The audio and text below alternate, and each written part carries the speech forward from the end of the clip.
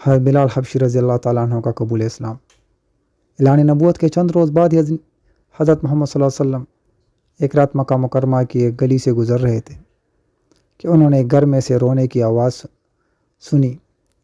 آواز میں اتنا درد تھا کہ آپ صلی اللہ علیہ وسلم نے بے اختیار اس گھر میں داخل ہو گئے۔ دیکھا تو ایک نوجوان جو کہ حبشہ کا معلوم ہوتا تھا چکی پیس رہا ہے اور زاروں قطار رو رہا ہے۔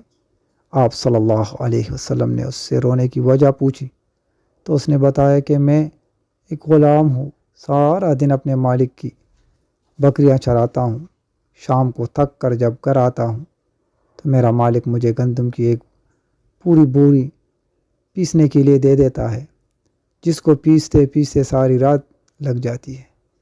میں اپنی قسمت پر رو رہا ہوں کہ میری بھی کیا قسمت ہے، میں بھی تو ایک گوشت پوش کا انسان ہوں، میرا جسم بھی آرام مانگتا ہے، مجھے بھی نیند ستاتی ہے، لیکن میرے مالک کو مجھ پر ذرا ترس بھی نہیں آتا۔ کیا میرے مقدر میں ساری عمر اسی طرح رو رو کے زندگی گزارنا ہی لکھا ہے؟ اس پر نبی اکرم صلی اللہ علیہ وسلم نے فرمایا، میں تمہارے مالک سے کہہ کر تمہاری مشقت کو کم نہیں کروا سکتا، کیونکہ وہ میری بات نہیں مانے گا۔ ہاں، میں تمہاری تھوڑی مدد کر سکتا ہوں کہ تم سو جاؤ اور میں تمہاری جگہ چکی پیستا ہوں۔ وہ غلام بہت خوش ہوا اور شکریہ ادا کر کے سو گیا، اور آپ صلی اللہ علیہ وسلم خود اس کی جگہ چکی پیستے رہے۔ جب گندم ختم ہو گیا تو آپ صلی اللہ علیہ وسلم نے اسے جگائے بغیر واپس تشریف لے گئے۔ دوسرے دن بھی آپ صلی اللہ علیہ وسلم تشریف لے گئے اور اس غلام کو سلا دیا اور اس کی جگہ چکی پیستے رہے۔ تیسرے دن بھی یوں ہی ماجرا ہوا کہ آپ صلی اللہ علیہ وسلم اس غلام کی جگہ ساری رات خود چکی پیستے رہے اور صبح کو خاموشی سے اپنے گھر تشریف لے گئے۔ چوتھی رات جب آپ صلی اللہ علیہ وسلم وہاں تشریف لے گئے تو اس غلام نے کہا، اے اللہ کے بندے، آپ کون ہو اور کیوں میرا اتنا خیال کر رہے ہو؟ میں تو غلام ہوں، کسی کو کوئی مجھ سے ڈر نہیں اور نہ میں کسی کو کوئی فائدہ دے سکتا، تو پھر آپ یہ سب کچھ کس لیے کر رہے ہو؟ اس پر آپ صلی اللہ علیہ وسلم نے فرمایا، میں یہ سب کچھ انسانی ہمدردی کے تحت کر رہا ہوں، اس کے علاوہ مجھے تم سے کوئی غرض نہیں۔ اس غلام نے کہا، آپ کون ہو؟ نبی اکرم صلی اللہ علیہ وسلم نے فرمایا، کیا تمہیں علم ہے کہ مکہ میں ایک شخص ہے جس نے نبوت کا دعویٰ کیا ہے؟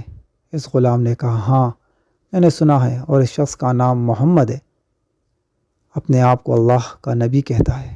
اس پر آپ صلی اللہ علیہ وسلم نے فرمایا کہ میں وہی محمد ہوں۔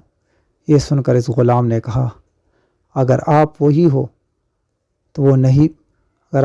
ہیں تو آپ واقعی نبی ہیں، اور اس پر اس نے کلمہ پڑھا، کیونکہ اتنے شفیق اور مہربان کوئی نبی ہی ہو سکتا ہے جو غلاموں کا بھی اس قدر خیال رکھے۔ آپ صلی اللہ علیہ وسلم نے اسے کلمہ پڑھا کر مسلمان کر دیا۔ پھر دنیا نے دیکھا کہ اس غلام نے تکلیفیں اور مشقتیں برداشت کی، لیکن دامن مصطفیٰ نہ چھوڑا۔ کتنی مصائبوں سے اسے گزرنا پڑا، اس کی انشاءاللہ اگلی ویڈیو میں آپ کو بتائیں گے۔ یہ جان کر اور اس کو یہ بھی گوارا نہ ہوا کہ وہ صرف اور صرف ان کے کہنے پر عہد کہنا ہی چھوڑ دے۔ اے اللہ، جیسے آپ نے حضرت بلال رضی اللہ تعالیٰ عنہ کو اس کی مشقتوں کا، اس کی مصیبتوں کا صلہ عطا فرمایا، کہ پھر وہی غلام، وہی حبشہ کا رہنے والا حضرت بلال حبشی رضی اللہ تعالیٰ عنہ کے نام سے جانا جاتا ہے۔